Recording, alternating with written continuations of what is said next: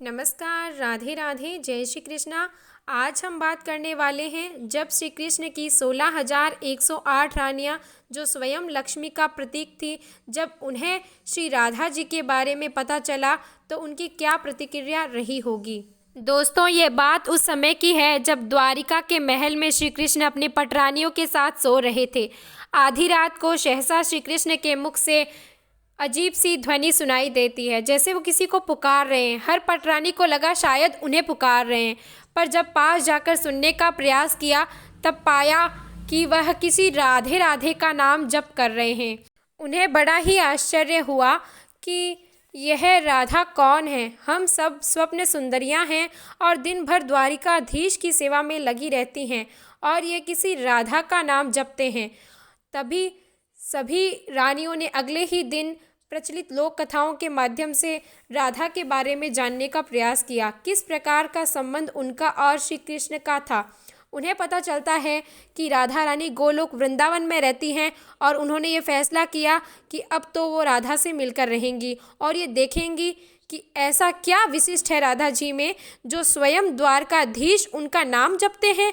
और रही बात श्री कृष्ण की, तो वो तो लीलाधर हैं और त्रिकालदर्शी हैं। वो तो सब जानते थे कि क्या हो रहा है और उनके पास अब बहुत ही अच्छा मौका था सभी पत्नियों को राधा जी के बारे में बताने का। और श्री कृष्ण का आग्रह था कि जब वह उनकी सभी पत्नियों से मिले तो भोली सी वृंदावनेश्वरी के रूप में नहीं मिले, बल्कि अपनी असली रूप में ही मिले। इस प्रकार सभी पत्नियां पहुंच जाती हैं राधा रानी के धाम, जहां उन्हें राधा के धाम के सामने एक बेहद सुंदर कन्या मिलती है। उन्हें लगता है कि वह राधा यही हैं। पूछने पर पता चलता है कि ये बस तो राधा की एक सखी हैं।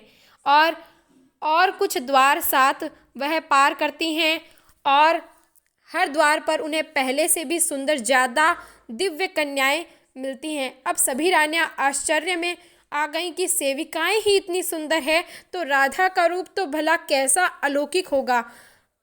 वह आखिरी द्वार को खोलकर राधा जी के द्वार पर पहुंचती है तो जैसे दिव्य चमक उनकी आंखों को बंद कर रही थी। उनके सामने एक दिव्य आकृति बैठी थी जो कि करोड़ों सूर्यों के समान प्रभाव वाली थी, जो स्वयं ही राधा रानी थी।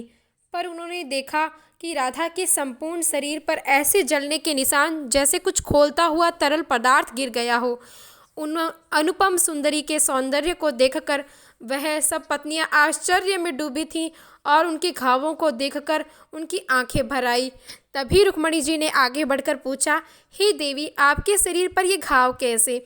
देवी राधा मुस्कुराई और कहा कि याद कीजिए देवी, आपने श्री कृष्ण के मुख से मेरा नाम सुना और यही बात सारे दिन आपके दिमाग में छाई रही और आपने अनजाने में श्री कृष्ण को बेहद गर्म दूध दे दिया।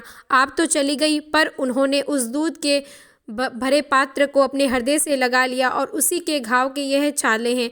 सभी देवियों को यह सुनकर आखिरकार अपनी भूल का एहसास हुआ और सभी देवियों का उनका पाठ मिल गया।